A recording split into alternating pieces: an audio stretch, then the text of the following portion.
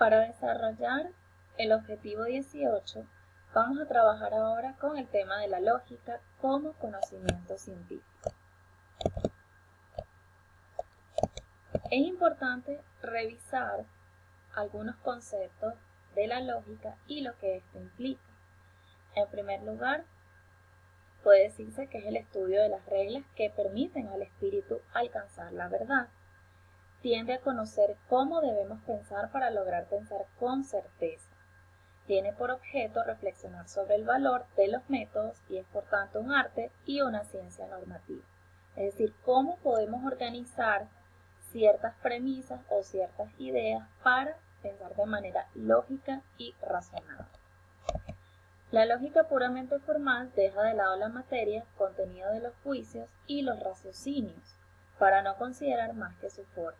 Es decir, la manera como una idea está unida a otra idea, los juicios a otros juicios, cualesquiera que sean los objetivos representados, de manera que lo que realmente se toma en cuenta en la lógica puramente formal es la forma en que se están estableciendo las ideas o premisas. La lógica aplicada es instrumento para la validación formal de las proposiciones cognoscitivas de otras ciencias. Tiene por objeto la inteligencia en contacto con lo real, los métodos empleados, de hecho, por los hombres de ciencia, es una metodología que somete a la reflexión crítica los diversos métodos científicos. Pasa a ser entonces la ciencia de los principios de la validez formal de la inferencia, el estudio de todos aquellos métodos que permiten distinguir el razonamiento correcto del incorrecto. En el proceso lógico tenemos unas proposiciones iniciales que pueden ser falsas o verdaderas. Las proposiciones se diferencian de las oraciones, ya que diferentes oraciones pueden enunciar la misma proposición. De la misma manera, una proposición se diferencia de los enunciados en que puede emitirse la misma proposición para afirmar diferentes enunciados. En ese proceso de inferencia se tienen unos argumentos que son un conjunto de proposiciones de las cuales una se sigue de las otras que pretende apoyar o fundamentar su verdad. Los argumentos tienen una estructura y unos tipos. En la estructura tenemos en primer lugar la premisa, que es la proposición afirmada o supuesta como apoyo o razón para aceptar una conclusión. Y seguidamente está la conclusión, que es la proposición que se afirma con base en las otras proposiciones del argumento, es decir, se afirma con base en las premisas iniciales. A su vez, los argumentos pueden ser deductivos e inductivos. Las premisas proporcionan fundamentos concluyentes para su conclusión en los deductivos. Un razonamiento incorrecto es un argumento inválido, mientras que un razonamiento correcto nos lleva a un argumento válido. En el tipo inductivo, las premisas proporcionan cierto apoyo a la conclusión. Hay mejores y peores, según el grado de apoyo de las premisas a las conclusiones.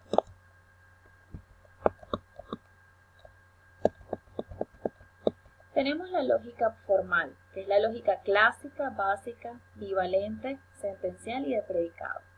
Se limita a aquellos argumentos cuya validez descansa de manera exclusiva sobre la forma lógica de los enunciados que los componen, sin atender para nada a sus contenidos. Nos permite conocer las condiciones necesarias para que la inferencia sea válida.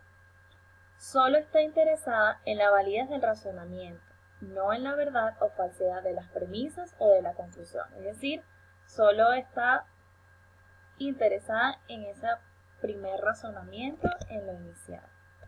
Actualmente es formalizada, un proceso que ha llevado a sus distintas ramas a ser consideradas como sistemas formales y cuyos símbolos, reglas de formulación y transformación de fórmulas están completamente especificados.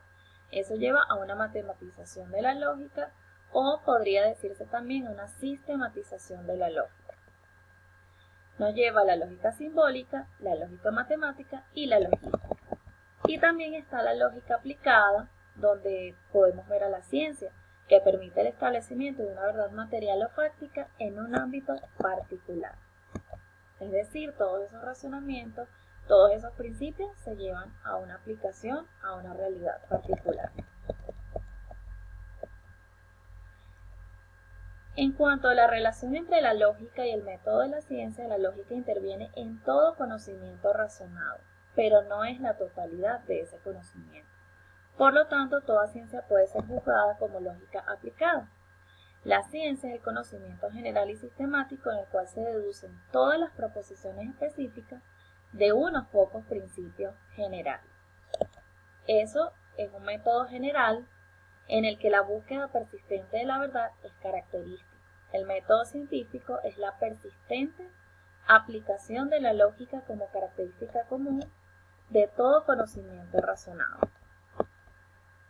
Los métodos lógicos que intervienen en la demostración de la existencia de leyes y en la determinación de la verdad de cualquier suceso histórico son los siguientes y que es importante que revisen en las lecturas recomendadas: el método de la tenacidad, el método de la autoridad, el método de la intuición y el método de la ciencia o investigación reflexiva. Un método tal que aprovecha las relaciones del mundo que nos rodea debe ser considerado razonable, no porque apele a la idiosincrasia de unos pocos individuos selectos, sino porque puede ser sometido a prueba rápidamente por los hombres. Hasta aquí tenemos lo que corresponde a las características de la lógica o los principios de la lógica. Es importante que completen la información con los materiales de lectura recomendados que a su vez les van a servir para el examen parcial.